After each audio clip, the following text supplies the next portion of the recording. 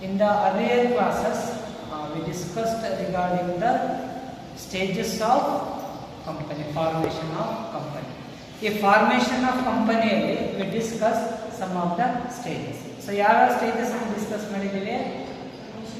Promotion stage is the first one. So, incorporation stage. So, promotion stage, incorporation stage. ಇನ್ನೂ ಎರಡು stages ಇದೆ. ಯಾವ್ಯಾವು? Subscription stage, business commencement stage. So, ಈ ಎರಡು stages ಇದಾವೆ. ಈಗ ನಾವು we can start with the subscription stage. ಈಗ ನಮಗೆ ಕಂಪನಿಯಲ್ಲಿ there will be two types of companies. Major ಒಂದು public company and the second one is private company.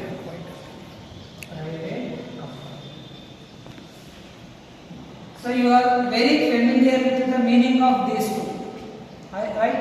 You know very well about these two companies. So public company means, yes, what is the meaning of public company? What is the meaning of public company? It's not private company. Yes, which is not a private company. And the features of public company is not similar to private company. yes.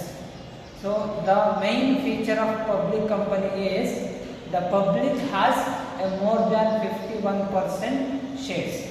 So ಯಾವ ಕಂಪನಿಯಲ್ಲಿ the company which has a more than 51% of share capital by the general public, ಅದನ್ನ ನಾವೇನಂತ ಕರಿತೀವಿ? Public company ಅಂತ ಕರಿತೀವಿ. So private company means which is the private people has a more than 51% of holdings. Share capital ಅಲ್ಲಿ ಏನು investment ಅನ್ನು ಮಾಡಿರ್ತಾರಲ್ವಾ, ಆ investment ಅಲ್ಲಿ ಇಲ್ಲಿ 51% ಜನರಲ್ ಪಬ್ಲಿಕ್ ಇರುತ್ತೆ, ಇಲ್ಲಿ 51% ಪ್ರೈವೇಟ್ ಪೀಪಲ್ ಇರುತ್ತೆ. ಸೊ ಹಾಗಾಗಿ ನಾವು ಪಬ್ಲಿಕ್ ಕಂಪನಿ ಪ್ರೈವೇಟ್ ಕಂಪನಿ ಅಂತ ಕರಿತೀವಿ. ಸೊ ಇದರಲ್ಲಿ ಏನಿದೆ, ಇನ್ ದ ಥರ್ಡ್ ಸ್ಟೇಜ್ ಯಾವುದು? ಸಬ್ಸ್ಕ್ರಿಪ್ಷನ್ ಸ್ಟೇಜ್ ಅಥವಾ ಕ್ಯಾಪಿಟಲ್ ಸಬ್ಸ್ಕ್ರಿಪ್ಷನ್ ಸ್ಟೇಜ್ ಅಂತ ಕರಿತೀವಿ. So capital subscription stage is applicable to public company. It is not applicable to private company. Private company ಗೆ ಅದು ಅಪ್ಲೈ ಆಗೋದಿಲ್ಲ. ಅಂದ್ರೆ ಈ ಸ್ಟೇಜ್ ಅವರು ರೀಚ್ ಆಗೋದಿಲ್ಲ. ಈ ಸ್ಟೇಜ್ ಅನ್ನು ಬಿಟ್ಟು directly they will go to the business commencement stage. ಆಯ್ತಾ? ಇನ್ಕಾರ್ಪೊರೇಷನ್ ಸ್ಟೇಜ್ ಆದ ತಕ್ಷಣ ಏನ್ ಮಾಡ್ತಾರೆ ಅವರು? ಬಿಸಿನೆಸ್ ಕಮೆನ್ಸ್ಮೆಂಟ್ ಸ್ಟೇಜ್ಗೆ ಹೋಗ್ತಾರೆ. ಯಾರು? Private company. Public company ಅವರು they will pass one more stage called capital subscription stage. ಅಥವಾ ಬರೀ ಅದನ್ನು ನಾವು ಸಬ್ಸ್ಕ್ರಿಪ್ಷನ್ ಸ್ಟೇಜ್ ಅಂತಲೂ ಕರೀತೀವಿ. ಆಯ್ತಾ? ಹಾಗಿದ್ರೆ ಸಬ್ಸ್ಕ್ರಿಪ್ಷನ್ ಸ್ಟೇಜ್ ಅಲ್ಲಿ ಏನಿರುತ್ತೆ? ನೇಮ್ ಇಂಡಿಕೇಟ್ ಮಾಡ್ತಾ ಇದೆ ಏನಂತ? ಕ್ಯಾಪಿಟಲ್ ಸಬ್ಸ್ಕ್ರಿಪ್ಷನ್ ಸ್ಟೇಜ್ ಅಂತ. Capital subscription, capital subscription. So ಬಿಸಿನೆಸ್ಗೆ ಬೇಕಾದಂತ ಕ್ಯಾಪಿಟಲ್ ಅನ್ನ they need to collect from the public. Public ಇಂದ ಅದನ್ನ ಕಲೆಕ್ಟ್ ಮಾಡ್ತಾರೆ. ಸೊ ಅದಕ್ಕೆ ಅಂತ ಕರಿತೀವಿ ನಾವು ಕ್ಯಾಪಿಟಲ್ ಸಬ್ಸ್ಕ್ರಿಪ್ಷನ್ ಅಂತ ಕರಿತೀವಿ. ಈಗ ಪಬ್ಲಿಕ್ ಸಬ್ಸ್ಕ್ರೈಬ್ ಮಾಡಬೇಕು ಅದಲ್ವಾ? ಪಬ್ಲಿಕ್ ಕಂಪನಿಯವರು ಆಫರ್ ಮಾಡಿರ್ತಕ್ಕಂಥ ಶೇರ್ಸ್ ಅನ್ನ ದೇ ಹ್ಯಾವ್ ಟು ಸಬ್ಸ್ಕ್ರೈಬ್. ಈಗ ಕಂಪನಿಯವರು they will make A offer of shares. Offer of shares ಇದನ್ನು ನಾವು ಆಫರ್ ಅಂತ ಕರಿತೀವಿ. ಆಯ್ತಾ? ಸೊ ಆಫರ್ ಅಂದ್ರೇನು? ನಮ್ಮ ಕಂಪನಿಯಲ್ಲಿ ಇಷ್ಟು ಶೇರ್ಸ್ ಅನ್ನು ನಾವು ಪಬ್ಲಿಕ್ಗೆ ಇಶ್ಯೂ ಮಾಡ್ತಾ ಇದ್ದೀವಿ ಅಂತೇಳಿ ಒಂದು ನೋಟಿಸ್ ಅನ್ನ ಕೊಡ್ತಾರೆ. ಅದಕ್ಕೆ ನಾವೇನಂತ ಕರಿತೀವಿ? ಆಫರ್ ಅಂತ ಹೇಳಿ ಕರಿತೀವಿ. ಆಯ್ತಾ? So offer there will be two kinds of offer. ಎರಡು ರೀತಿ ಇರುತ್ತೆ. ಯಾವ ರೀತಿ ಅಂತ ಹೇಳಿದ್ರೆ, ಒಂದು so the existing company can issue a new shares. ಹೌದಲ್ವಾ? ಎಕ್ಸಿಸ್ಟಿಂಗ್ ಕಂಪನಿ ನ್ಯೂ ಶೇರ್ಸ್ ಅನ್ನ ಇಶ್ಯೂ ಮಾಡಬಹುದು. ಇನ್ನೊಂದು ಕೇಸಲ್ಲಿ ಏನಾಗಬಹುದು? ನ್ಯೂ ಕಂಪನಿ ನ್ಯೂ ಶೇರ್ಸ್ ಅನ್ನ ಇಶ್ಯೂ ಮಾಡಬಹುದು. ಅರ್ಥಾಯ್ತಾ? ಎಕ್ಸಿಸ್ಟಿಂಗ್ ಕಂಪನಿ ನ್ಯೂ ಶೇರ್ಸ್ ಅನ್ನ ಇಶ್ಯೂ ಮಾಡಬಹುದು, ನ್ಯೂ ಕಂಪನಿ ನ್ಯೂ ಶೇರ್ಸ್ ಅನ್ನ ಇಶ್ಯೂ ಮಾಡಬಹುದು. ಈಗ ನಮಗೆ in case of existing company, existing ಕಂಪನಿಯವರು ಆಲ್ರೆಡಿ ಒಂದಿಷ್ಟು ಶೇರ್ಸ್ ಇರ್ತವೆ. ಅವ್ರು ಆಲ್ರೆಡಿ ಜನರಲ್ ಪಬ್ಲಿಕ್ ಕೊಟ್ಟಿರ್ತಾರೆ, ಜನರಲ್ ಪಬ್ಲಿಕ್ ಅದನ್ನ ಪರ್ಚೇಸ್ ಮಾಡಿರ್ತಾರೆ. ಆಯ್ತಾ? Already they will have some of the shares. New ಕಂಪನಿಯಲ್ಲಿ ಏನಾಗಿರುತ್ತೆ ಅಂದ್ರೆ ಯಾವುದೇ ರೀತಿಯ ಶೇರ್ಸ್ ಇರೋದಿಲ್ಲ. ಆಯ್ತಾ? And they will not have any kind of good will. ಅವರಿಗೆ ಗುಡ್ ವಿಲ್ ಇರೋದಿಲ್ಲ, ಪಾಪ್ಯುಲಾರಿಟಿ ಇರೋದಿಲ್ಲ. ಯಾವುದಕ್ಕೆ? ನ್ಯೂ ಕಂಪನಿ ಅವರಿಗೆ. ಸೊ ಎಕ್ಸಿಸ್ಟಿಂಗ್ ಕಂಪನಿ ಅವರಿಗೆ ಗುಡ್ ವಿಲ್ ಇರುತ್ತೆ. ಆ ಗುಡ್ ವಿಲ್ ಬೇಸಿಸ್ ಮೇಲೆ ಪಬ್ಲಿಕ್ ಏನು ಮಾಡ್ತಾರೆ, ಅದನ್ನ ಪರ್ಚೇಸ್ ಮಾಡ್ತಾರೆ. ಈಗ ಉದಾಹರಣೆಗೆ ಇನ್ಫೋಸಿಸ್ ಕಂಪನಿ ಇದೆ, ವಿಪ್ರೋ ಕಂಪನಿ ಇದೆ, ಮಹೇಂದ್ರ ಕಂಪನಿ ಇದೆ. ಇವ್ರು ಏನಾದ್ರು ಶೇರ್ಸ್ ಅನ್ನ ಆಫರ್ ಮಾಡಿದ್ರೆ ಜನ ಪರ್ಚೇಸ್ ಮಾಡೇ ಮಾಡ್ತಾರೆ ಅಲ್ಲ. So there is no second thought on that. ಅವರು 10 ರೂಪೀಸ್ ಶೇರ್ಸ್ ಅನ್ನ 1000 ರೂಪೀಸ್ 10,000 ರೂಪೀಸ್ ಒಂದು ಶೇರಿಗೆ ಆಫರ್ ಮಾಡಿದ್ರು ಕೂಡ the public will purchase that. ಯಾಕೆ ಅಂತಂದ್ರೆ ಅದರ ಗುಡ್ ವಿಲ್ ಇದೆ. ಆಯ್ತಾ? ಸೊ ರೀಸೆಂಟಾಗಿ ಮಹೇಂದ್ರ ಅಂಡ್ ಮಹೇಂದ್ರ ಕಂಪನಿದು 10 ರೂಪೀಸ್ ಫೇಸ್ ವ್ಯಾಲ್ಯೂ ಇರ್ತಕ್ಕಂಥ share 1 lakh rupees market value ಆಗಿದೆ. ಒಂದು ಶೇರಿನ price 1 lakh. Just think what is their goodwill. ಅವರ ಪಾಪ್ಯುಲಾರಿಟಿ ಎಷ್ಟಿರ್ಬೋದು ಮತ್ತು ಅವರ ಟ್ರೇಡಿಂಗ್ ಎಷ್ಟಿರ್ಬೋದು ಅಂತ ವಿಚಾರ. ಆಯ್ತಾ? ಸೊ ಈಗ ಹೊಸದಾಗಿ ಪಬ್ಲಿಕ್ಕಿಗೆ ಶೇರ್ಸ್ ಅನ್ನು ಆಫರ್ ಮಾಡ್ತಾ ಇರ್ಬೇಕಾದ್ರೆ ಒಂದು IPO ಅಂತ ಕರೀತಾರೆ. IPO. ಸೊ IPO ಅಂದ್ರೆ initial public offers. So initial public offers. So ರೀಸೆಂಟಾಗಿ ಈಗ ಒಂದು ನಿಯರ್ಲಿ 1 year ಆಗ್ತಾ ಬಂತು, LIC ಅವರು IPO ಆಫರ್ ಮಾಡಿದ್ರು. LIC ಕೇಳಿದ್ರಲ್ಲ, ಗೊತ್ತಿರುತ್ತೆ. So life insurance corporation of India. ಇದು ಇನ್ಶೂರೆನ್ಸ್ ಸೆಕ್ಟರ್ ಅಲ್ಲಿ ಇರ್ತಕ್ಕಂಥ ಒಂದು ಕಂಪನಿ. LIC ಇದು ಗೌರ್ಮೆಂಟ್ ಕಂಪನಿ, ಸರಿನಾ? ಇದು the government is started this. ಅಥವಾ ಗೌರ್ಮೆಂಟ್ ಹೋಲ್ಡಿಂಗ್ ಇರ್ತಕ್ಕಂಥ ಕಂಪನಿ. ಅವರು ಆಫರ್ ಮಾಡಿದಾಗ ವಿತಿನ್ 7 days ಒಳಗೆ ಎಲ್ಲ ಶೇರ್ಸ್ ಅನ್ನು ಜನ ಪರ್ಚೇಸ್ ಮಾಡಿದ್ರು IPO ಬಿಟ್ಟಾಗ LIC ಇಂದ. ಯಾಕೆ ಅಂತ ಹೇಳಿದ್ರೆ it has A good will. ಅದು ಗುಡ್ ವಿಲ್. ಈಗ ಕಂಪನಿಯವರು ಶೇರ್ಸ್ ಅನ್ನ, ಡಿಬೆಂಚರ್ಸ್ ಅನ್ನ ಅಥವಾ ಈಕ್ವಿಟಿ ಶೇರ್ಸ್, ಪ್ರಿಫರೆನ್ಸ್ ಶೇರ್ಸ್ ಒಟ್ಟಾರೆ ನಾವೇನು ಕರೀಬಹುದು? ಸ್ಟಾಕ್ ಅಂತ ಕರೀಬಹುದು. ಸ್ಟಾಕ್ ಅಥವಾ ಏನಂತ ಕರೀಬಹುದು? ಸೆಕ್ಯೂರಿಟೀಸ್ ಅಂತ ಕರೀಬಹುದು. ಸೆಕ್ಯೂರಿಟೀಸ್. ಈಗ ಸೆಕ್ಯೂರಿಟೀಸ್ ಅನ್ನ ಆಫರ್ ಮಾಡಿದಂತ ಟೈಮಲ್ಲಿ, ಹೌದಾ, so they can intimate to the public. General ಪಬ್ಲಿಕ್ಗೆ ಒಂದು ಇಂಟಿಮೇಷನ್ ಕೊಡ್ಬೋದು. ಹೌದಾ? ಇಲ್ಲ ಹೌದು, general public know about the offers. ಹೌದಲ್ಲ? ಒಂದು ಇಂಟಿಮೇಷನ್ ಕೊಡ್ಬೋದು. ಆ ಇಂಟಿಮೇಷನ್ ಅನ್ನ ಯಾವ್ದಾರ ಒಂದು ಡಾಕ್ಯುಮೆಂಟ್ ರೂಪದಲ್ಲಿ ಕೊಡ್ಬೋದು. ಹೌದಲ್ಲ? ಈಗ ಒಂದು ಇಂಟಿಮೇಷನ್ ನಾವು ಯಾವ್ದಾರ ಬಗ್ಗೆ ಹೇಳ್ತಾ ಇದ್ದೀವಿ ಅಂತ ಹೇಳಿದ್ರೆ ಒಂದು ಡಾಕ್ಯುಮೆಂಟ್ ಇರುತ್ತೆ. ಸೊ ಒಂದು ಡಾಕ್ಯುಮೆಂಟಿನ ರೂಪದಲ್ಲಿ they can intimate the public. ಆ ಡಾಕ್ಯುಮೆಂಟಿನ ಹೆಸರೇ ಏನು? ಪ್ರಾಸ್ಪೆಕ್ಟಸ್.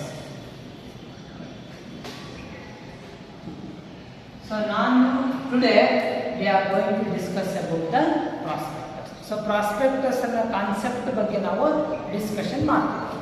ಸೊ ಹಾಗಿದ್ಮೇಲೆ what is the meaning of prospectus? Prospectus ಅಂದ್ರೆ ಏನು? ಪ್ರಾಸ್ಪೆಕ್ಟಸ್ ಅಂದ್ರೆ yes, it is one type of document. ಇದು ಕರೆಕ್ಟ್. ನೆಕ್ಸ್ಟ್, ಪಬ್ಲಿಕ್ ಆಫರ್ ಮಾಡೋದು. So which is offer to the public. Exact. ಮತ್ತೆ ಇಟ್ ಕನ್ಸಿಸ್ಟ್ ಆಫ್ ಆಫರ್ಸ್. ಯಾವ್ದ್ರ ಬಗ್ಗೆ ಇರುತ್ತೆ? Offers ಬಗ್ಗೆ ಇರುತ್ತೆ. ಇದು ಡಾಕ್ಯುಮೆಂಟ್ ಆಫರ್ಸ್ ಬಗ್ಗೆ ಇರ್ತಕ್ಕಂಥ ಡಾಕ್ಯುಮೆಂಟ್ಸ್. ಹಾಗಿದ್ಮೇಲೆ ಕಂಪನಿಯ ಪ್ರಾಸ್ಪೆಕ್ಟಸ್ ಹೇಗಿರುತ್ತೆ ಅಲ್ಲ? ಸೊ ನೀವು ಯಾವುದೇ ಕಂಪನಿ ಪ್ರಾಸ್ಪೆಕ್ಟಸ್ ನೋಡಿಲ್ಲ ಅದಲ್ಲ? ಸೊ ಹೇಗಿರುತ್ತೆ? ನಾನು ಸೊ ಫಾರ್ ದಟ್ ಎಕ್ಸಾಂಪಲ್, ನನಗೊಂದು ದಾವಣಗೆರೆ ಯೂನಿವರ್ಸಿಟಿಗೆ ನಾನು PhD ಅಪ್ಲೈ ಮಾಡುವಂಥ ಟೈಮಲ್ಲಿ ಒಂದು ಪ್ರಾಸ್ಪೆಕ್ಟಸ್ ಅನ್ನು ಕೊಡ್ತೀನಿ. ಇಲ್ಲಿದೆ, ಆಯ್ತಾ? ಸೊ ಇಲ್ಲಿ you can see the name called prospectus. ಆಯ್ತಾ? ಇಲ್ಲಿ ಬರೆದಿದ್ದಾರೆ ಪ್ರಾಸ್ಪೆಕ್ಟಸ್ ಅಂತ ಬರೆದಿದ್ದಾರೆ, ನೋಡ್ಬೋದು. ಆಯ್ತಾ? ಸೊ ಇಲ್ಲಿ ಇದರಲ್ಲಿ ಏನೇನಿದೆ ಅಂತ ಹೇಳಿದ್ರೆ, ಇಲ್ಲಿ ನೇಮ್ ಇದೆ. ಇಲ್ಲಿ ನೇಮ್ ಇದೆ. ಏನು? ದಾವಣಗೆರೆ ಯೂನಿವರ್ಸಿಟಿ ಅಂತ ನೇಮ್ ಇದೆ. ಏನಿದೆ? Shivagangotri, Davanagere pin code. ಇದು ಅಡ್ರೆಸ್. ಆಯ್ತಾ. ಅಂದ್ರೆ ಪ್ರಾಸ್ಪೆಕ್ಟಸ್ ಅಲ್ಲಿ ಏನಿರುತ್ತೆ, name and address of the company, name ಮತ್ತೆ ಅಡ್ರೆಸ್ ಇರುತ್ತೆ ಆಯ್ತಾ. ಸೊ ಅದಾದ್ಮೇಲೆ ಏನಿದೆ, ಮೇಲೆಗಡೆ ನೋಡಿ ಇಲ್ಲಿ ಇಲ್ಲೊಂದು ಲೋಗೋ ಇದೆ, ಇದು ದಾವಣಗೆರೆ ಯೂನಿವರ್ಸಿಟಿಯ ಲೋಗೋ ಆಯ್ತಾ. ಅಂದ್ರೆ ಎಲ್ಲಾ ಕಂಪನಿಗೂ ಒಂದೊಂದು ಲೋಗೋ ಇರ್ತದೆ ಅಲ್ವಾ. ಸೊ ಅಂದ್ರೆ ಇದರಲ್ಲಿ ಫ್ರಂಟ್ ಪೇಜ್ ಅಲ್ಲಿ ಏನಿರುತ್ತೆ, ಆ ಕಂಪನಿಯ ಲೋಗೋ ಇರುತ್ತೆ, ನೇಮ್ ಇರುತ್ತೆ, ಮತ್ತೆ ರಿಜಿಸ್ಟರ್ಡ್ ಆಫೀಸಿನ ಅಡ್ರೆಸ್ ಇರುತ್ತೆ. ಅದ್ರ ಜೊತೆಗೆ ನಾನು ಬರ್ದಿಲ್ಲ ಏನಂತ, post graduate degrees, MPhil and PhD programmes. ಅಂದ್ರೆ ಈ ಪ್ರಾಸ್ಪೆಕ್ಟಸ್ ಅನ್ನು ಕೊಟ್ಟಿರೋದೇನಕ್ಕೆ, ಪೋಸ್ಟ್ ಗ್ರಾಜುಯೇಷನ್ ಡಿಗ್ರೀಸ್ಗೆ ಅಥವಾ ಪ್ರೋಗ್ರಾಮ್ಸ್ಗೆ ಮತ್ತೆ ಎಂಫಿಲ್ ಮತ್ತೆ PhD ಕೊಟ್ಟಿದ್ದಾರೆ ಆಯ್ತಾ. ಕಂಪನಿಯವ್ರನ್ನ ಏನ್ ಮಾಡ್ತಾರೆ, ಯಾವ ಶೇರ್ಸ್ಗೆ ಕೊಟ್ಟಿದ್ದಾರೆ ಅಂತೇಳಿ ಮೆನ್ಷನ್ ಮಾಡಿರ್ತಾರೆ. ಇಲ್ಲಿ ಕೋರ್ಸ್ ಅನ್ನ ಮೆನ್ಷನ್ ಮಾಡಿದ್ದಾರೆ, ಅಲ್ಲಿ ಏನ್ ಮಾಡಿರ್ತಾರೆ, ಶೇರ್ಸ್ ಅನ್ನ ಮೆನ್ಷನ್ ಮಾಡ್ತಾರೆ. ಇಲ್ಲಿ ಪ್ರಾಸ್ಪೆಕ್ಟ್ ಒಂದು ಬಿಲ್ಡಿಂಗ್ ಫೋಟೋ ಇದೆ, ಅವ್ರ ಕಂಪನಿಯ ಫೋಟೋ ಆಗ್ತಾರೆ ಯಾವ್ದಾದ್ರು ಮತ್ತೆ ಯೂನಿವರ್ಸಿಟಿ ಒಂದು ಪ್ರತಿ ಪ್ರಾಸ್ಪೆಕ್ಟಸ್ ಅಲ್ಲೂ ಇದೇ ಫೋಟೋ ಇರೋದಿಲ್ಲ, ಒಂದೊಂದು ವರ್ಷಕ್ಕೆ ಒಂದೊಂದು ಬೇರೆ ಬೇರೆ ಫೋಟೋಸ್ ಅನ್ನ ಹಾಕ್ತಾರೆ ಆಯ್ತಾ. ಬಟ್ ಇಲ್ಲೊಂದು ಅದೇ ತರ ಕಂಪನಿಯಲ್ಲೂ ಕೂಡ ಒಂದು ಫೋಟೋ ಹಾಕಿರ್ತಾರೆ. ಸೊ ಲಾಸ್ಟಿಗೆ ಇಲ್ಲೊಂದು ಇಯರ್ ಇದೆ ಆಯ್ತಾ, ಅಲ್ಲೂ ಕೂಡ ಕೊಟ್ಟಿದ್ದಾರೆ. ಹಾಗಿದ್ಮೇಲೆ ಇದು ಒಂದು ಎಕ್ಸಾಂಪಲ್, ಪ್ರಾಸ್ಪೆಕ್ಟಸ್ ಒಂದು ಎಕ್ಸಾಂಪಲ್. ಈಗ ಇದು ಒಂದು ಯೂನಿವರ್ಸಿಟಿ ಆಯ್ತಾ, ಇದು ಒಂಥರ ಬುಕ್ ತರ ಮಾಡಿದ್ದಾರೆ. ಸೊ ಇದೇ ರೀತಿಯೇ ಕಂಪನಿಯ ಪ್ರಾಸ್ಪೆಕ್ಟಸ್ ಅನ್ನು ಕೂಡ ಇರುತ್ತೆ. ಸೊ ಅದರೊಳಗೆ ಏನೇನು ಕಂಟೆಂಟ್ ಇರುತ್ತೆ ಅಂತ ನೋಡೋಣಂದ್ರೆ, ಸೊ ಬಿಫೋರ್ ದಟ್ ನಮ್ಮ ಕಾಲೇಜಿನೊಂದು ಪಾಂಪ್ಲೆಟ್ಸ್ ಆಯ್ತಾ.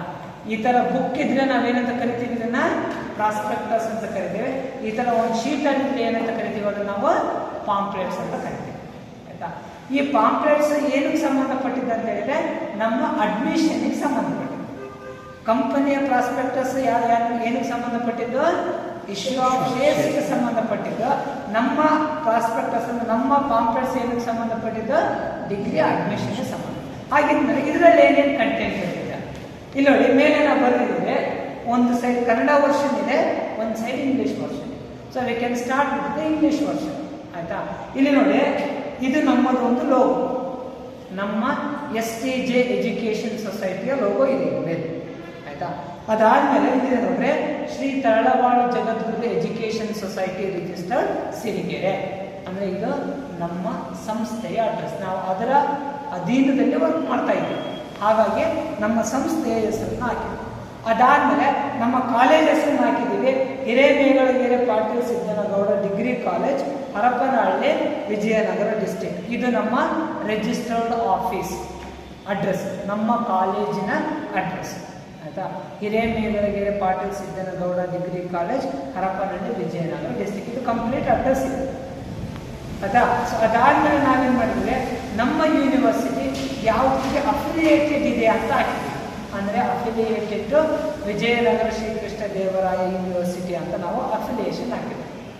ನಮ್ದು ನ್ಯಾಕ್ ಆಗಿದೆ, ಹೈಯರ್ ಎಜುಕೇಶನ್ ನ್ಯಾಕ್ ಬೇಕು, ನ್ಯಾಕ್ ಅಲ್ಲಿ B ಗ್ರೇಡ್ ಬಂದಿದೆ, ಅದನ್ನು ಹಾಕಿದ್ವಿ, ನ್ಯಾಕ್ B ಗ್ರೇಡ್.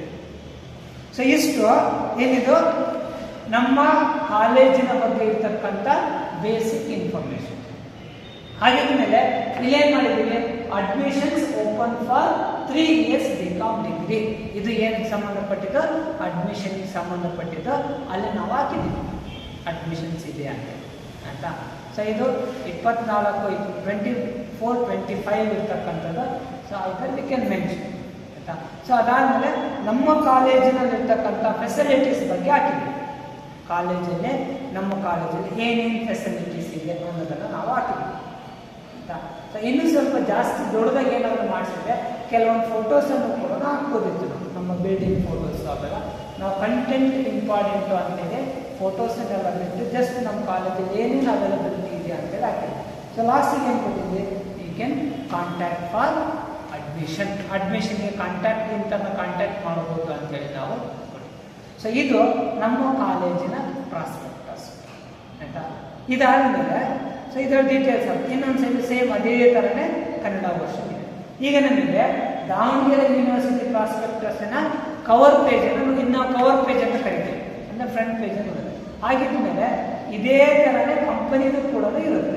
ಸೊ ಹಾಗಿದ್ರೆ ಕಂಟೆಂಟ್ ಏನೇನಿರುತ್ತೆ ಒಳಗಡೆ ಅನ್ನೋದನ್ನು ನೋಡೋಣ.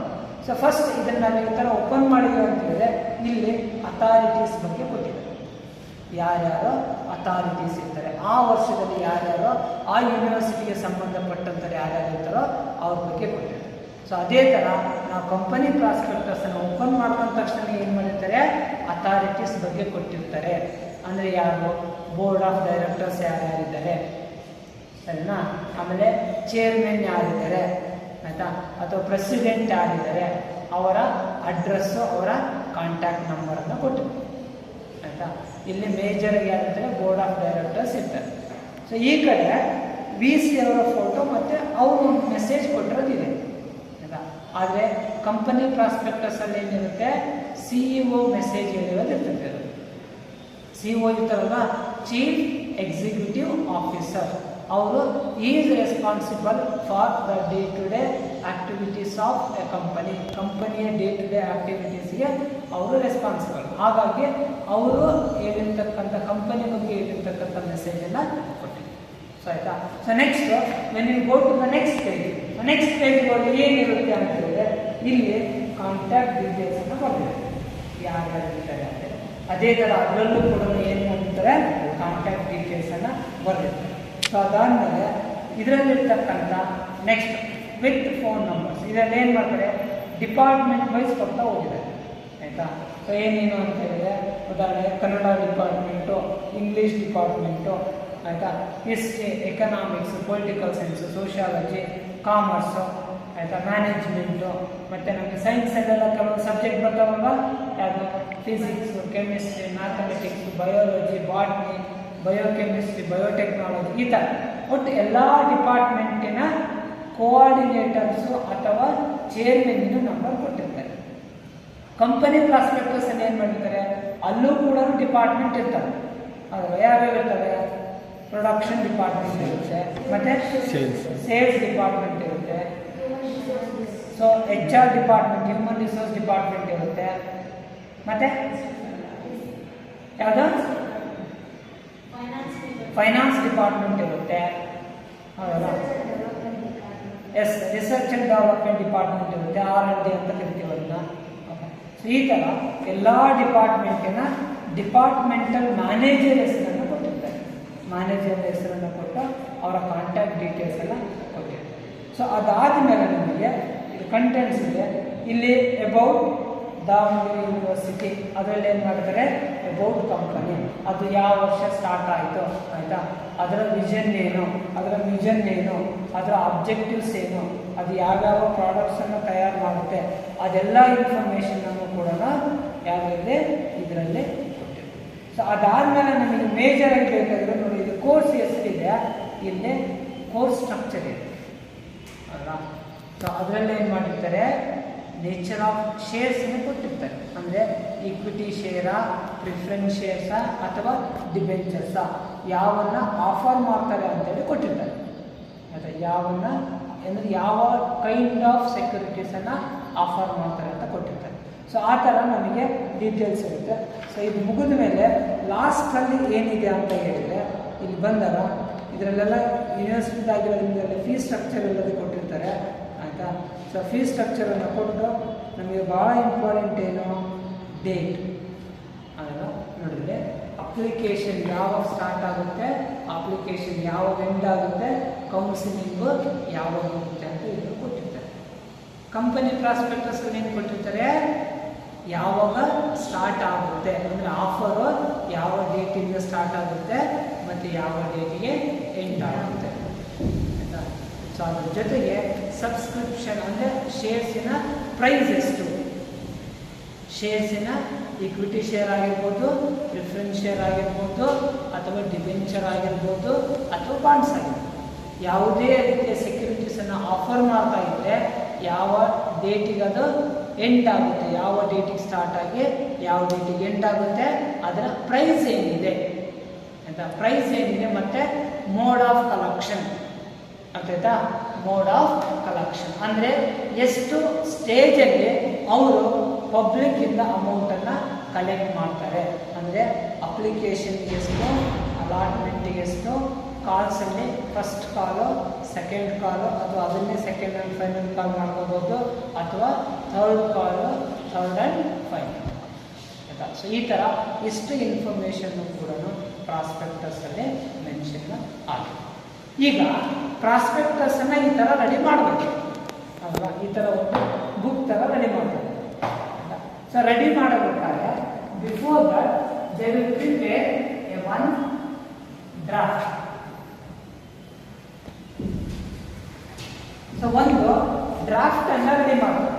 ಯಾವುದು? ಪ್ರಾಸ್ಪೆಕ್ಟಸ್ಸಿನ ಒಂದು ಡ್ರಾಫ್ಟ್ ಅನ್ನು ರೆಡಿ ಮಾಡಿ ರಿಜಿಸ್ಟ್ರಾರ್ ಆಫ್ ಕಂಪನಿಯವರಿಗೆ ಸಬ್ಮಿಷನ್ ಮಾಡ್ತಾರೆ. ಯಾವಾಗಲೂ ಕೂಡ ನಮಗೆ memorandum of association, articles of association ಯಾವ ರೀತಿ ರಿಜಿಸ್ಟ್ರಾರ್ಗೆ ಸಬ್ಮಿಷನ್ ಮಾಡಿ ಅಪ್ರೂವಲ್ ತಗೋಬೇಕು, in the same way they should get approval with the registrar of company. So ಅವರಿಗೆ ಒಂದು ಡ್ರಾಫ್ಟ್ ಅನ್ನು ಕಳಿಸ್ತಾರೆ. ಡ್ರಾಫ್ಟ್ ಅಂದ್ರೆ ಏನು? It is like A Ra data ಇದೆ ಅಲ್ವಾ, ಅದು ಫೈನಲ್ ಡೇಟಾ ಅಲ್ಲ, ಅದು ರಾ ಡೇಟಾ ಇದೆ ಆಯ್ತಾ. ಪ್ರಾಸ್ಪೆಕ್ಟಸ್ಸಿನ ಡ್ರಾಫ್ಟ್ ಅನ್ನ ರೆಡಿ ಮಾಡಬೇಕು. ಆ ಡ್ರಾಫ್ಟ್ ಅನ್ನು ನಾವೇನಂತ ಕರಿತೀವಿ ಅಂದ್ರೆ statement in lieu of prospectus. ಏನಂತ ಕರಿತೀವಿ ಅದನ್ನ? Statement in lieu of prospectus. So ಆಗಿದೆ.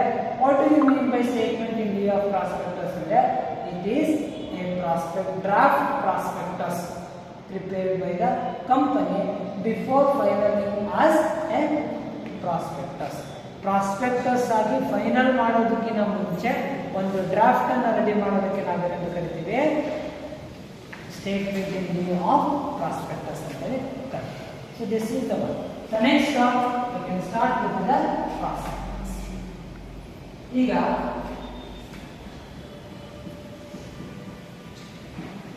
ಪ್ರಾಸ್ಪೆಕ್ಟಸ್ ಫೈನಲ್ ಆಗುತ್ತೆ. ಆ ಪ್ರಾಸ್ಪೆಕ್ಟಸ್ ಒಂದು ಶಾರ್ಟ್ ನೋಟಿಸ್ ಅನ್ನ ನ್ಯೂಸ್ ಪೇಪರ್ ಅಲ್ಲಿ ಕೊಡಬೇಕು ಅಲ್ವಾ. ಸೊ ಆ short notice it is nothing but a draft. Newspaper ಅಲ್ಲಿ ಪ್ರಾಸ್ಪೆಕ್ಟಸ್ ಶಾರ್ಟ್ ಅನೌನ್ಸ್ಮೆಂಟ್ ಏನಿರುತ್ತಲ್ವಾ, so that short announcement is called a statement in lieu of prospectus. So ಅದಾದ್ಮೇಲೆ there will be a final prospectus. ಈಗ final prospectus ಅನ್ನ ಪಬ್ಲಿಕ್ಗೆ ಕೊಡ್ತಾರೆ ಆಯ್ತಾ. ಯಾರ್ಯಾರು shares ಅನ್ನ ಪರ್ಚೇಸ್ ಮಾಡ್ಬೇಕಂತಿರ್ತಾರೋ, ಅಥವಾ ಯಾರ್ಯಾರು ಡಿಬೆಂಚರ್ಸ್ ಅನ್ನ ಪರ್ಚೇಸ್ ಮಾಡ್ಬೇಕಂತಿರ್ತಾರೋ, ಅಥವಾ ಯಾವುದೇ ರೀತಿಯ ಸೆಕ್ಯೂರಿಟೀಸ್ ಅನ್ನ ಕಂಪನಿಯವರು ಆಫರ್ ಮಾಡ್ತಾ ಇದ್ದಾರೆ ಅಂತ ಹೇಳಿದ್ರೆ ಅದನ್ನ they need to issue to the public ಆಯ್ತಾ.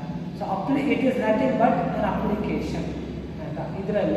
ಇದರ ಜೊತೆಗೆ ಏನು ಮಾಡ್ತಾರೆ? ಅಪ್ಲಿಕೇಶನ್ ಅನ್ನು ಕೂಡ ಕೊಡ್ತಾರೆ ಆಯ್ತಾ. ಈಗ 2 ರೂಪೀಸ್ ಒಂದು ಶೇರಿನ ಅಪ್ಲಿಕೇಶನ್ ಅಂತ ಹೇಳಿದ್ರೆ ಅವ್ರೇನು ಮಾಡಬೇಕು? ಅಪ್ಲೈ ಮಾಡ್ಬೇಕಾದ್ರೆ ಎಷ್ಟು ಶೇರ್ಸ್ ಅನ್ನು ಪರ್ಚೇಸ್ ಮಾಡ್ತಾರೋ, ಉದಾಹರಣೆಗೆ ಯಾರೋ ಒಬ್ಬರು 10,000 ಶೇರ್ಸ್ ಅನ್ನು ಪರ್ಚೇಸ್ ಮಾಡ್ತಾರೆ ಆಯ್ತಾ. ಸೊ 100 ರೂಪೀಸ್ ಒಂದು ಶೇರು, 20 ರೂಪೀಸ್ ಅಪ್ಲಿಕೇಶನ್ ಅಂದರೆ 10,000 ಇಂಟು 20 ರೂಪೀಸ್ ಅಂದರೆ ಎಷ್ಟಾಗುತ್ತೆ? ಅಲ್ಲಿಗೆ 2 lakh ರೂಪೀಸ್ ಆಗುತ್ತೆ. ಅಷ್ಟು ಅಮೌಂಟನ್ನು ಪೇ ಮಾಡಿ ಅವರು ಅಪ್ಲಿಕೇಶನ್ ಅನ್ನು ಪರ್ಚೇಸ್ ಮಾಡ್ತಾರೆ ಆಯ್ತಾ. ಈಗ we can know about the contents of prospectus. ಹಾಗಿದ್ಮೇಲೆ ಇಲ್ಲೇ ತನಕ ನಾವು ಡಿಸ್ಕಷನ್ ಮಾಡಿದ್ದೀವಿ ಪ್ರಾಸ್ಪೆಕ್ಟಸ್ ಅಂದ್ರೆ ಏನು ಅಂತೇಳಿ. Can you tell me the contents of prospectus? ಏನೇನಿರುತ್ತೆ ಪ್ರಾಸ್ಪೆಕ್ಟಸ್ ಅಲ್ಲಿ? Issue of shares details. So details about the issue of shares. Issue details correct. ಮತ್ತೇನಿರುತ್ತೆ? The date of commencement of shares. Yes. And end of shares. Yes.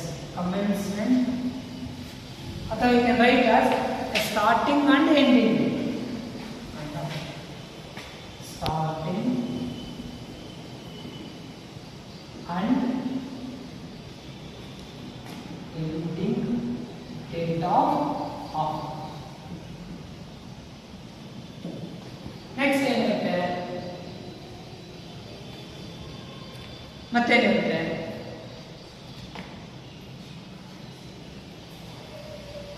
S, contents. Board of directors. So ಇಲ್ಲಿ ನಾನು ನಿಮಗೆ prospectus ಅನ್ನು ತೋರಿಸಿದ ಮೇಲೆ ಇಲ್ಲಿ authority sticker ಅಂತ ನಾನು ತೋರಿಸಿದ್ದೆ ಅಲ್ಲ. ಅದನ್ನ ನಾನು ಏನು ಹೇಳಿದ್ದೆ? ಕಂಪನಿ ಪ್ರಾಸ್ಪೆಕ್ಟಸ್ ಅಲ್ಲಿ ಏನಿರುತ್ತೆ ಅಂತ ಹೇಳಿದೆ? ಬೋರ್ಡ್ ಆಫ್ ಡೈರೆಕ್ಟರ್ಸ್ ಡೀಟೇಲ್ಸ್ ಇರುತ್ತೆ ಆಯ್ತಾ. Details of board of director. ನಾವಿಲ್ಲಿ BOD ಅಂತ ಶಾರ್ಟ್ ಫಾರ್ಮ್ ಬಳಸ್ತೀವಿ. ಮತ್ತೆ BOD ಅಂದರೆ ಬ್ಯಾಂಕ್ ಓವರ್ ಡ್ರಾಫ್ಟ್ ಅನ್ಕೋಬೇಡಿ, ಬೋರ್ಡ್ ಆಫ್ ಡೈರೆಕ್ಟರ್. ಯಾಕಂದ್ರೆ ಇಲ್ಲಿ ತನಕ ನಿಮಗೆ BOD ಹೆಸರು ಕೇಳಿದರೆ bank overdraft balance sheet ಅಲ್ಲೆಲ್ಲ ಬರೀತಿರಲ್ಲ, ಸೊ ಅದಲ್ಲ, ಇದು board of director. So details of board of director. ಮತ್ತೆ ಏನು ಕಂಟೆಂಟ್ ಇರುತ್ತೆ? Yes, exact, department wise information.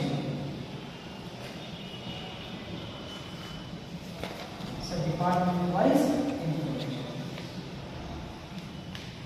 ಅಂದರೆ ಯಾವ್ಯಾವ ಡಿಪಾರ್ಟ್ಮೆಂಟ್ಗಳಿದ್ದಾರೆ, ಯಾವ್ಯಾವ ಡಿಪಾರ್ಟ್ಮೆಂಟಿಗೆ ಯಾರ್ಯಾರ ಮ್ಯಾನೇಜರ್ ಇದ್ದಾರೆ ಅವರ ಕಾಂಟ್ಯಾಕ್ಟ್ ಡೀಟೇಲ್ಸ್ ಕೂಡ ಹಾಕ್ತಾರೆ. ನೆಕ್ಸ್ಟ್ ಏನಿರುತ್ತೆ ಕಂಟೆಂಟು? ಪ್ರಮೋಷನ್. ಓಕೆ. ನೆಕ್ಸ್ಟ್ ಮತ್ತೇನಿರುತ್ತೆ?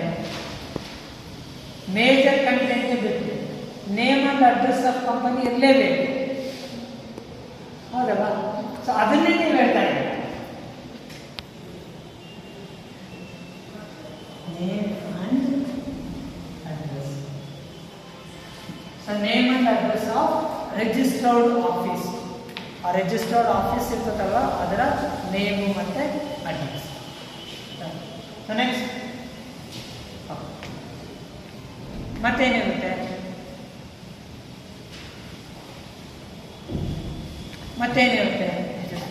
ಅದು ಶೇರ್ಸಿನ ಬಗ್ಗೆ. What it consist of. ಮತ್ತೇನು ಕಂಟೆಂಟ್ ಇರುತ್ತೆ?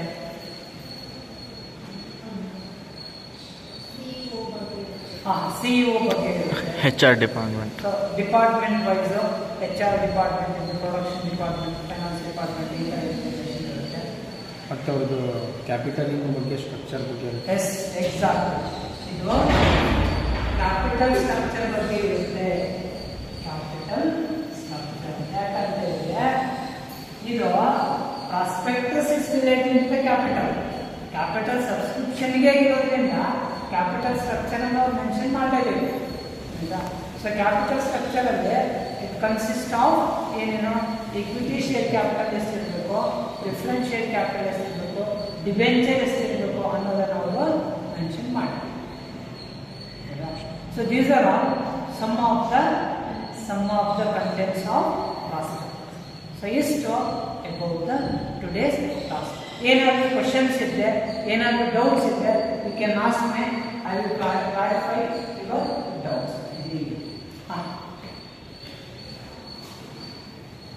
ಸರ್, ಇಶ್ಯೂ ಡೀಟೇಲ್ಸ್ ಕ್ಲಿಯರ್ ಮಾಡಬೇಕಂದ್ರೆ ಏನೇನು ಬರುತ್ತೆ ಸರ್? ಸೊ ಇಶ್ಯೂ ಡೀಟೇಲ್ಸ್ ಅಲ್ಲಿ ಏನೇನಿರುತ್ತೆ ಅಂದರೆ, ಒಂದು the number of shares issue to the public. ಅಂದರೆ ಈಗ ಪ್ರೆಸೆಂಟ್ ಇಶ್ಯೂನಲ್ಲಿ ಎಷ್ಟು ಶೇರ್ಸ್ ಇರ್ತವೆ ಅಂದರೆ ಕ್ವಾಂಟಿಟಿ ಅಥವಾ ಕ್ವಾಂಟಮ್ ಆಫ್ ಶೇರ್ಸ್ ಅಥವಾ ಶೇರ್ಸ್ ಇಶ್ಯೂ ಮಾಡ್ತಾರೋ, ಡಿಬೆಂಚರ್ಸ್ ಇಶ್ಯೂ ಮಾಡ್ತಾರೋ, ಆ ನಂಬರ್ಸ್ ಇರುತ್ತೆ. ಆಯಿತಾ? ಈಗ ಉದಾಹರಣೆಗೆ 1 lakh ಅಥವಾ 5 lakh 10 lakh ಶೇರ್ಸನ್ನು ನಾವು ಇಶ್ಯೂ ಮಾಡ್ತಾ ಇದ್ದೀವಿ. ಸೊ ಅದು ಡೀಟೇಲ್ಸ್ ಅಲ್ಲಿ. ಸೊ ಅದಾದಮೇಲೆ ರೇಟು ಕೂಡ ಮೆನ್ಷನ್ ಮಾಡಿ. ಅದಾದಮೇಲೆ ಇಶ್ಯೂ ಡೀಟೇಲ್ಸಲ್ಲಿ ಸೇಮ್ ಮತ್ತೆ ಇನ್ನೊಂದು ಸರಿ ಹೇಳಿದಂಗೆ ಸ್ಟಾರ್ಟಿಂಗ್ ಡೇಟು, ಎಂಡಿಂಗ್ ಡೇಟ್, ಅಂದರೆ ಟೆನ್ಯೂರ್ ಅಥವಾ duration of the offer. So ಆಫರಿನ ಡ್ಯೂರೇಷನ್ ಇದೆ. ಮತ್ತು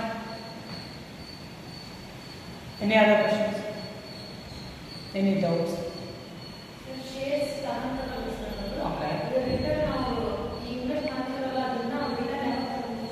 ಸೊ ಅವರಿಗೆ ಶೇರ್ಸ್ ಕಂಪನಿಯವರಿಗೆ ಮಿನಿಮಮ್ ಸಬ್ಸ್ಕ್ರಿಪ್ಷನ್ ಬರಬೇಕು. ಸೊ ಉದಾಹರಣೆಗೆ 95% ಮಿನಿಮಮ್ ಸಬ್ಸ್ಕ್ರಿಪ್ಷನ್ ಬರಬೇಕು ಅಂತ ರೂಲ್ಸ್ ಮಾಡಿದ್ದಾರೆ ಅಂತ ಅಂದ್ಕೊಂಡು, ಆಯಿತಾ?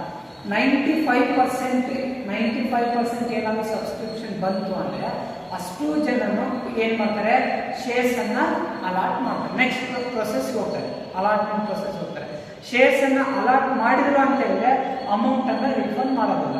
ಸಪೋಸ್ 95% ಬರಲಿಲ್ಲ, ಎಷ್ಟು ಬಂತು? ಬರೀ 70% ಸಬ್ಸ್ಕ್ರಿಪ್ಷನ್ ಬಂತು.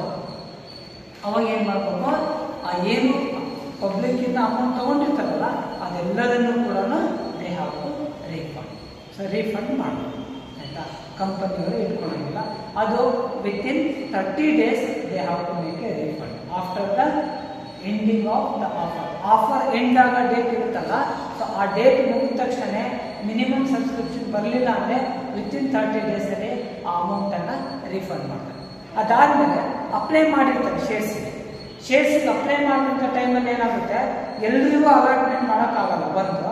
ಆಮೇಲೆ ಅಪ್ಲೈ ಮಾಡಿದ್ರೆ ಅಷ್ಟು ಶೇರ್ಸಿಗೂ ಅಲಾಟ್ಮೆಂಟ್ ಮಾಡೋಕ್ಕಾಗೋದಿಲ್ಲ. ಏನು ಮಾಡ್ತಾರೆ, ಯಾರಿಗೆ ಅಲಾಟ್ಮೆಂಟ್ ಮಾಡ್ತಾರೋ ಅವ್ರಿಗೆ ಅಲಾಟ್ಮೆಂಟನ್ನು ಮಾಡಿ ಉಳಿದಿರೋ ಅಮೌಂಟನ್ನು ಅದಕ್ಕೆ ಅಲಾಟ್ಮೆಂಟ್ ಮಾಡಿರೋ ಅಮೌಂಟನ್ನು ವಾಪಸ್ ಕೊಡ್ತೀವಿ. Clear? Next, okay, any other questions?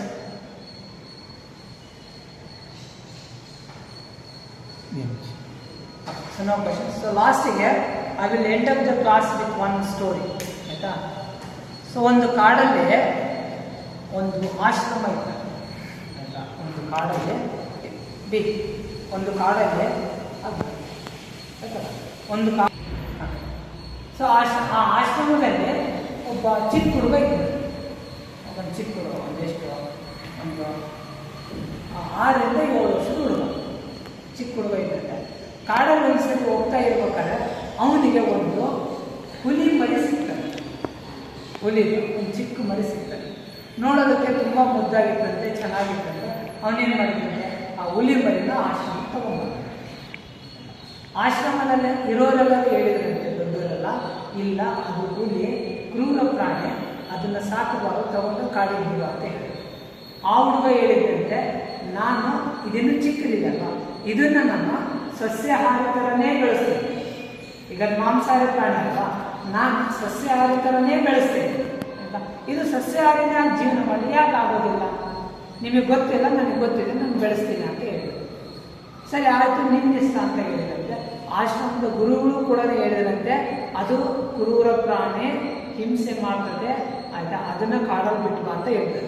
ಅವ್ರಿಗೆ ಹೇಳಿದ್ರು, ಇಲ್ಲ ಗುರುಗಳೇ, ನಾನು ಆ ಥರ ಯಾವತ್ತೂ ಅದನ್ನು ಏನು ಮಾಂಸಾಹಾರಿ ಥರ ಬೆಳೆಸೋದೇ ಇಲ್ಲ, ಸಸ್ಯಾಹಾರಿ ಥರನೇ ಬೆಳೆಸ್ತೀನಿ ಅಂತ ಹೇಳಿದ್ರು. ಸರಿ ಆಯಿತು ಅಂತೇಳಿ ಹಸುವಾಗ್ತಕ್ಕಂಥ ಹುಲ್ಲನ್ನೇ ಅದಕ್ಕೆ ಹಾಕೋಣ. ಆ ಚಿಕ್ಕ ಪ್ರಾಣಿ ಅದಕ್ಕೆ ಏನು ಗೊತ್ತಿರ್ತದೆ, ಮೋಸ್ಟ್ಲಿ ಇದನ್ನೇ ತಿಂತಾರೆ ನಮ್ಮ ಜಾತಿಯ ಪ್ರಾಣಿಗಳು ಅಂತೇಳಿ ಅದನ್ನೇ ತಿಂದು ಜೀವನ ಮಾಡ್ತಾರೆ. ಆಯಿತಾ? ಸೊ ಕಾಲ ಕಳೀತಾ ಇರ್ತಂತೆ, ಸುಮಾರು 1 ವರ್ಷ ಆಯ್ತಂತೆ, ಸ್ವಲ್ಪ ದೊಡ್ಡದಾಯ್ತಂತೆ. ಆಯಿತಾ? ಒಂದು ಸರಿ ಆ ಹುಲ್ಲಿನ ಕಟ್ಟಿದ್ರು, ಹಸುನ ಹೆಂಗೆ ಕಟ್ತಾ ಇರ್ತಾರೆ ಹುಡುಗ. ಕಟ್ಟಿದಂತೆ ಕಾಡಲ್ಲಿ ಒಂದು ಹುಲಿ ಗರ್ಜಿಸ್ತಂತೆ. ಆ ಗರ್ಜನೆ ಸೌಂಡನ್ನು ಕೇಳಿ ಇದು ಕಿವಿ ನೆಟ್ಟು ಮಾಡಿ ಇದು ಒಂದ್ಸರಿ ಗರ್ಜಿಸ್ತದೆ, ಗುಣವಾಗಲ್ಲ. ಗರ್ಜಿಸ್ತಂತೆ. ಅವಾಗ ಮತ್ತೆ ಹೇಳಿದಂತೆ, ನೋಡು ಅದು ಗರ್ಜಿಸ್ತಾ ಇದೆ, ಆಯಿತಾ, ಅದು ಕ್ರೂರ ಪ್ರಾಣಿ, ಅದು ಪ್ರಾಣಿಗಳನ್ನ ತಿಂತದೆ, ತಗೊಂಡೆ ಕಾಡಿಗೆ ಬಿಡುವ ಅಂತ ಹೇಳಿದಂತೆ. ಅವರು ಹೇಳಿದಂತೆ, ಗರ್ಜಿಸಿದ ತಕ್ಷಣ ಅದೇನು ಏನು ಹಿಂಸೆ ಮಾಡೋ ಪ್ರಾಣಿ ಆಗಲ್ಲ, ಮಾಂಸಾಹಾರಿ ಆಗೋದಿಲ್ಲ, ನಾನು ಹಂಗೆ ಸಾಕ್ತೀನಿ ಅದನ್ನ ಅಂತ. ಇನ್ನೂ 1 ವರ್ಷ ಆದಂತೆ ಹುಲಿ ಸ್ವಲ್ಪ ದೊಡ್ಡದಾದ. ಯಾವಾಗ ಕಟ್ಟಿ ಹಾಕಿರೋರಲ್ಲ, ಒಂದ್ಸರಿ ಏನಾದಂತೆ ಆ ಹುಲಿನ ಹೊರಗೆ ಬಿಟ್ಟಿದಂತೆ. ಅನ್ಎಕ್ಸ್ಪೆಕ್ಟೆಡ್ ಆಗಿ ಒಂದು ಹಸು ಬಂದು ಹುಲಿ ನೋಡ್ಬಿಡ್ತಾರೆ. ಹಸು ಹುಲಿ ನೋಡಿ ಸುಮ್ಮನೆ ಇರ್ತದ, ಎದುರು ಓಡೋಕತ್ತಲ್ಲ, ಸಿಕ್ಕಾಪಟ್ಟೆ ಭಯ ಬಿದ್ದು ಓಡೋಗ್ಬಿಡ್ತದೆ. ಆ ಭಯಕ್ಕೆ ಓಡೋಗ್ತಾ ಇರುವಾಗ ಅಲ್ಲಿ ಮರ ಇತ್ತಂದ್ರೆ ಆ ಮರಕ್ಕೆ ಅದರ ಹಣೆ ಬಡಿದ್ಬಿಡ್ತದೆ. ಬಡಿದು ರಕ್ತ ಬಂದು ಹಸು ಕೆಳಗೆ. ಈ ಹುಲಿಗೆ ಪಾಪ ಕರುಣೆ, ಪ್ರೀತಿ, ಆಯ್ತಾ. ಸೊ ಇದು ಪ್ರೀತಿಯಿಂದ ಅದರ ಹತ್ರ ಕೊಡ್ತಾರೆ, ಹಸು ಹತ್ರ ಕೊಡ್ತಾರೆ. ಯೂಶಲಿ ಪ್ರಾಣಿಗಳು ತನ್ನ ಪ್ರೀತಿನ ಹೆಂಗೆ ಎಕ್ಸ್ಪ್ರೆಸ್ ಮಾಡ್ತಾರೆ ಅಂತ ಹೇಳಿದ್ರೆ, ಆಯ್ತಾ, ನಾಲ್ಗೆಯಿಂದ ನೋಡಿ ಯಾವ್ದಾದ್ರು ಚಿಕ್ಕ ಕರು ಇದೆ ಅಂತಂದ್ರೆ ಹಸು ಆ ನಾಲ್ಗೆಯಿಂದ ನೆಕ್ಕಿ ತನ್ನ ಪ್ರೀತಿನ ಎಕ್ಸ್ಪ್ರೆಸ್ ಮಾಡ್ತಾರೆ. ಅದು ಪ್ರಾಣಿಗಳು ಬೇರೆ, ಆಯ್ತಾ. ಹುಲಿಗೆ ಅಯ್ಯೋ ಪಾಪ ಅಂತ ಅನ್ನಿಸ್ತಂತೆ, ಆಯ್ತಾ. ಅದರ ರಕ್ತ ಬಂದಿತ್ತಲ್ಲ ಹಣೆ ಮೇಲೆ 2 ನಿಮಿಷ. ಸೊ ಅದರ ಹಣೆ ಮೇಲೆ ರಕ್ತ ಬಂದಿತ್ತಲ್ಲ, ಆ ಪ್ರೀತಿಯಿಂದ ಹೋಗಿ ಆ ರಕ್ತನ ನಾಲಿಗೆಯಿಂದ ಬರೆಸ್ತದೆ. ಅದಕ್ಕೆ ಸ್ವಲ್ಪ ಟೇಸ್ಟ್ ಬರ್ತದೆ. ಇಲ್ಲಿ ತನಕ ಟೇಸ್ಟ್ ನೋಡಿದ್ದಿಲ್ಲಲ್ಲ, ಸ್ವಲ್ಪ ಟೇಸ್ಟ್ ಬರ್ತದೆ. ಇನ್ನೂ ಒಂದ್ಸರಿ ಅಂತಂದ್ರೆ ಜಾಸ್ತಿ ನಾಲಿಗೆಗೆ ಜಾಸ್ತಿ ಬ್ಲಡ್ ಆಗ್ತದೆ, ರಕ್ತ ಆಗ್ತದೆ, ಅದು ಕಂಪ್ಲೀಟ್ ಟೇಸ್ಟ್ ಗೊತ್ತಾ ಇರುತ್ತೆ. ಅದು ಸಡನ್ನಾಗಿ ಹಣೆನ ಬಿಟ್ಟು ಕುತ್ತಿಗೆ ಬಾಯಿ ಹಾಕ್ತಾರೆ. ಅಲ್ಲಿರೋ ಜನ ಎಲ್ಲ ನೋಡಿ ಅದನ್ನ ಎದುರಿಸಿದ್ರು. ಮುಂಚೆ ಹೆಂಗಿತ್ತು ಅಂತ ಹೇಳಿದ್ರೆ, ಆ ಹುಲಿ ಮರಿ ಬಾ ಅಂದರೆ ಬರೋದು, ಹೋಗು ಅಂದ್ರೆ ಹೋಗೋದು. ಅದನ್ನ ಮಾಡಬೇಡ, ನಾವೆಲ್ಲ ಪ್ರಾಣಿಗಳು ಕಲಿಸ್ತೀವಿ ಅಂದರೆ ಅದನ್ನ ಮಾಡಬೇಡ ಅಂತಂದ್ರೆ ಸುಮ್ಮನೆ ಆಗಲ್ಲ. ಅವ್ಳಿಗೆ ಆ ಥರನೇ ಕಲಿಸಿದಂತೆ ಅದೇ ಥರನೇ ಮಾಡ್ತಿದ್ದಾನೆ. ವಿಷಯ ಬಂದದಂತೆ ಯಾರು ಹೋಗಿ ಅವ್ರಿಗೆ ಹೇಳಿದಂತೆ ಅವ್ರಿಗೆ ಓಡಿ ಬಂದು ಅದಕ್ಕೆ ಹೇಳಿದೆ, ಅದನ್ನ ಮಾಡಬಾರ್ದು, ಈ ಕಡೆ ಬಾ ಅಂತ. ಜನಗಳನ್ನೊಂದು ಗರ್ಜಿಸಿರ್ತಾರೆ, ಇವನ ಕಡೆಗೆ ತಿರುಗಿ ಗರ್ಜಿಸ್ತಾರೆ. ಆಯ್ತಾ? ಅವಾಗ ಹೇಳಿದಂತೆ ಗೊತ್ತಾಯ್ತೇನಪ್ಪ, ಅದು ಕ್ರೂರ ಪ್ರಾಣಿ, ಅದನ್ನು ಸಾಕಬಾರ್ದು ಅಂತೇಳಿ. ಈಗ ಇದನ್ನ ನೋಡು, ನಿನ್ನ ಕೈಲಿ ಹಸುನ ಬಿಡ್ಸೋಕ್ಕಾದ್ರೆ ಬಿಡಿಸೋ ಅದನ್ನ. ಅವನು ಹೊಡೆಯಕ್ಕೆ ಹೋದ್ರೆ ಇವನ್ನೇ ಕಚ್ಚಿರ್ಕೊಂಡು. ಆಯ್ತಾ? ಸೊ ಕೊನೆಗೆ ಏನು ಮಾಡಿದ್ರೆ ಜನ ಎಲ್ಲ ಸೇರಿ ಈ ಕಟ್ಟಿಗೆ ಕೋಲು, ದೊಡ್ಡ ಕೋಲೆಲ್ಲ ತಗೊಂಡು ಪಟಾಕಿ ಎಲ್ಲ ಹಚ್ಚಿ ಅದನ್ನು ಎದುರಿಸಿ ಆಶ್ರಮದಿಂದ ಹೊರಗೊಳಿಸ್ತಾರೆ. ಅಂದರೆ ಇದು ಏನು ಹೇಳುತ್ತೆ ಸ್ಟೋರಿ ಅಂತ ಹೇಳಿದ್ರೆ, ಕೆಲವೊಂದು ಸಾರಿ ಕೆಲವೊಂದು ವ್ಯಕ್ತಿಗಳು ಅವರ ವ್ಯಕ್ತಿತ್ವ ಬೇರೆ ಇರ್ತದೆ. ನಾವು ಆ ವ್ಯಕ್ತಿತ್ವನ ಚೇಂಜ್ ಮಾಡ್ತೀವಿ ಅಥವಾ ನಮ್ಮ ನಡವಳಿಕೆಯಲ್ಲಿ ಅವರು ನನಗೆ ತುಂಬ ಒಳ್ಳೆಯವರು ಅನ್ನಿಸ್ತಾ ಇದ್ದಾರೆ ಅಂತಂದರೆ ಖಂಡಿತವಾಗ ಅದು ಒಳ್ಳೆತನ ಇರ್ತದೆ. ಸೊ ಅವರ ಒರಿಜಿನಾಲಿಟಿ ಏನಿರುತ್ತೋ ಸೊ ಅದು ಇದೆ. So this is for the today's class. Thank you.